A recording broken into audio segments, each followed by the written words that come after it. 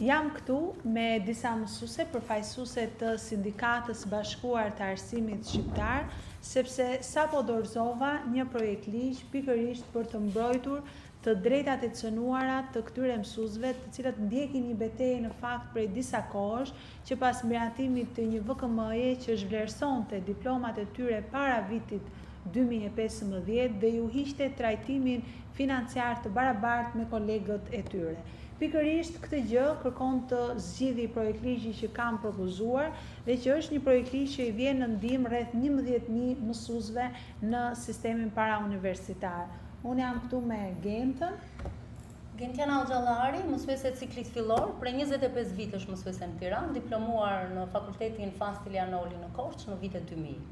Dhe unë vëre që mbas 25 vitesh diploma ime zhvlerësohet dhe unë nuk paguhem me të njëjtën pagë një lloj si koleget e mia. Dhe për këtë kemi ardhur sot që të kërkojmë që diploma jonë të ketë vlerën e duhur.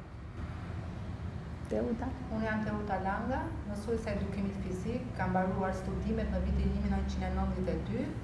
Punoj prej 38 vitesh mësuese dhe çuditërisht të mua nuk më njeh diploma siç u njeh të tjerëve dhe paguhem me diplomë bachelor me 100.000 lekë rrogëndas. Ne jemi shumë të nderuar që ju, zonja Ina, na mbështetët, është hera e dytë në fakt që ju dolët në krah mësuesve. Ne nisëm një betejë ligjore e cila ndau gjykatën kushtetuese 4-4 dhe ne nuk morëm një vendim. Prandaj u drejtuam kuvendit një iniciativë për ndryshim ligjor, konkretisht të nenit 124 të ligjit të arsimit lart, i cili kategorizon në mënyrë të padrejtë diplomat e mësuesve, të cilët janë arsimuar para hyrjes në fuqi të sistemit bachelor.